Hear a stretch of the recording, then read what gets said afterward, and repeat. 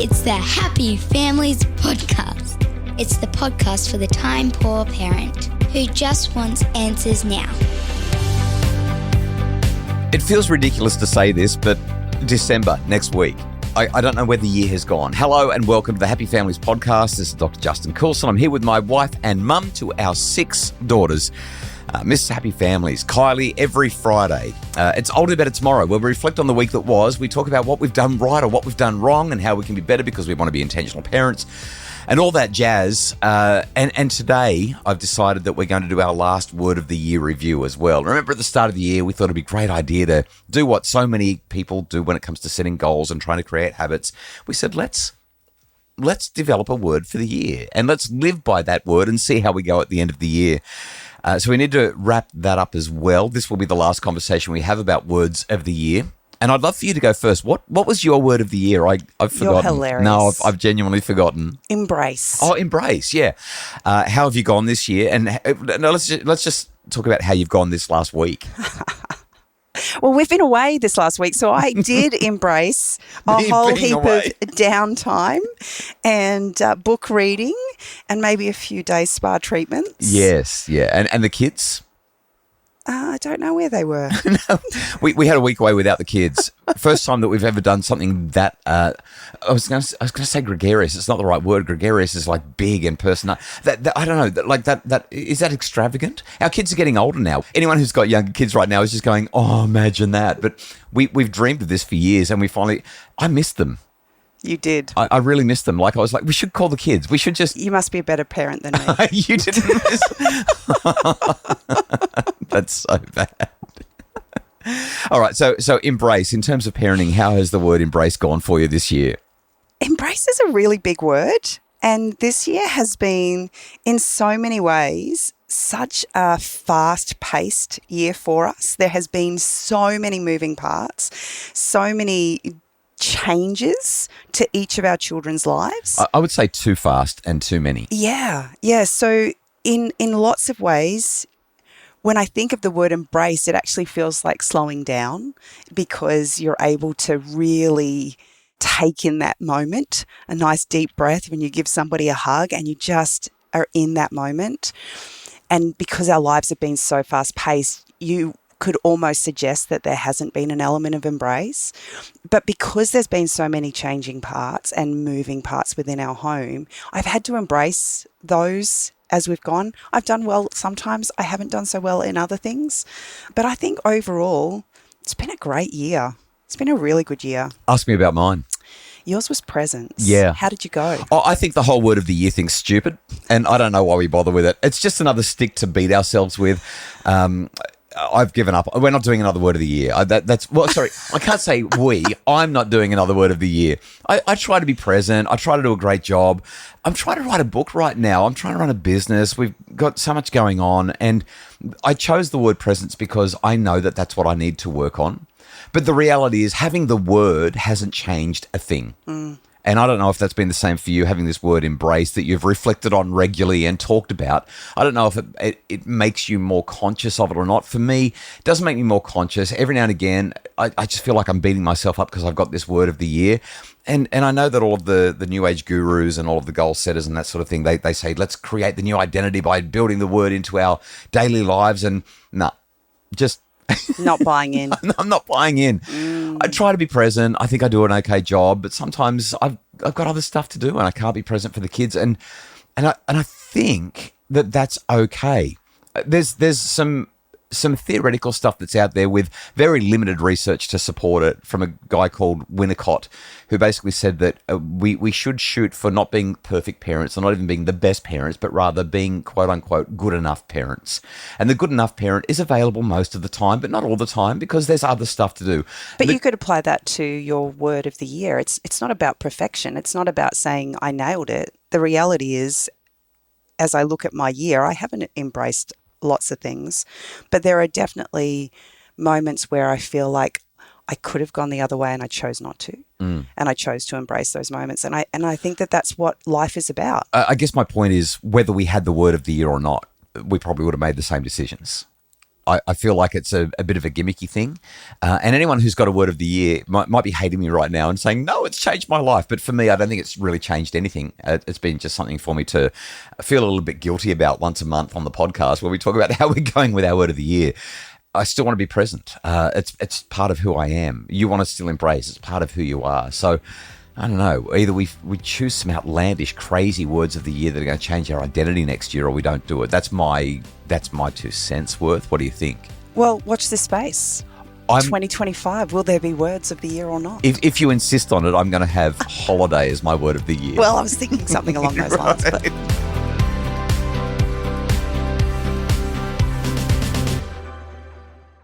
all right, so I'll do better tomorrow. That's the main purpose of our conversation today.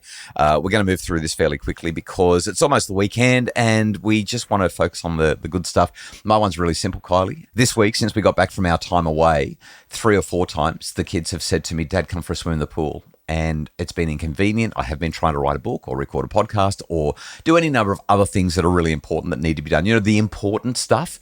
And I've decided that the important stuff can wait. And instead, I've jumped in the pool with the kids. It's been annoying. I haven't really wanted to do it. And we've been playing Marco Polo and we've been playing Tip because as soon as I get in the pool, we play Tip. We've got these 2 games that we play in the pool and they annoy me so much and yet they are so much fun. One of them is called Ship, Shark, Submarine. And it's really simple. The kids are at one end of the pool and the person who's in the middle, usually me, has to call out ship or shark or submarine. If you're a ship, the kids have to swim on top of the water from one end of the pool to the other. If you're a shark, you can be on top or underneath the water. And if you're a submarine, you've got to be underneath the water. The person in the middle who's calling out ship or shark or submarine has to have their eyes closed, no cheating, and they've got to try and tag the people as they go past them. It's kind of like Bull Rush with your eyes closed and you select whether you're on top of the water or underneath the water or a combination of the two. The kids love it. They play Ship, Shark, Submarine for hours on end in the pool, and I've fallen in love with it as well. It's a really fun game. The problem is when they are yelling out, ship, at the top of their voices, sometimes it sounds like they're saying something else from a distance through the kitchen window. But we love Ship, Shark, Submarine. And the other game that we play is when I've got to get out of the pool, I'll say to the kids, all right, I got to go. I got to get back to work, or I've got to go and cook dinner, or I've got to go and do whatever needs to be done. And at that point, the game of Tip commences, or Tiggy or Tag or whatever you want to call it. So basically it's me against the rest. And if I tag one of the kids, they're it, but that means they're all it. And I've got to be able to tag a child and then get out of the pool and get to the pool fence and open the gate and step through the gate before one of them, any of them, tags me again. If they tag me, the game continues. I've got to get back into the pool. I've got to try and tag another child. And so it's basically beat Dad up in tag. And just yesterday we were playing and I tagged one of them and they're all sort of swarming around me and they've worked out the strategy how to keep Dad in the pool for the next 20 minutes because it's 1 against 3 or 1 against 4, which means it's really hard for me to get to an exit to get out of the pool when they're all trying to tag me. And so I've tagged one and I'm laughing so hard that I actually can't move. Like, you know, when you're in absolute stitches because it's just so funny. That's my I'll do better tomorrow. It's about saying whether I've got time for it or not, I'm going to invest some minutes in playing with my kids and it makes you a better person. You can't help but have fun. It's been an absolute delight. Well, I got wet the other day for 2 minutes. 2 minutes, yeah, because you they did. asked me to come in, but Emily actually had swimming lessons. And you had like 2 minutes before you had to be in the car. I literally had 2 minutes, so I jumped in. Yeah, you did. I was very, very impressed. That's high quality parenting right there. All right, Kylie, what's your I'll do better tomorrow? I've been doing a lot of introspective thinking over the last little while in relation to our children's education and what that looks like and what's important and what's not. And as we've gone through this year of homeschooling with baby number 5 and 6, at the beginning of the year, I was a real stickler for ticking every box and, you know, going through the motions of making sure that we didn't miss any gaps in their learning. Yeah, well, you weren't going through the motions. You were going through the process in detail.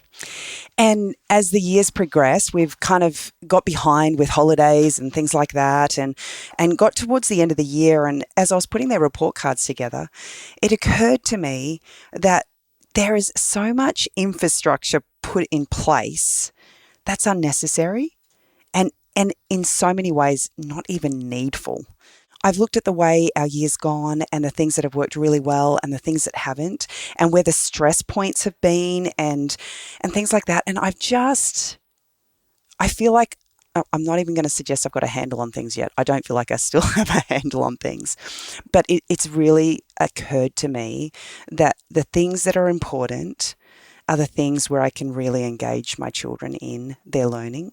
And as they're engaged in it, the other things actually fall into place a lot easier. I've loved watching Emily find a passion point and then seeing her creativity expand and grow, and her desire to learn more grow as a result of finding that point. And so often in our kids' education, we never get the chance to explore those passion points with them.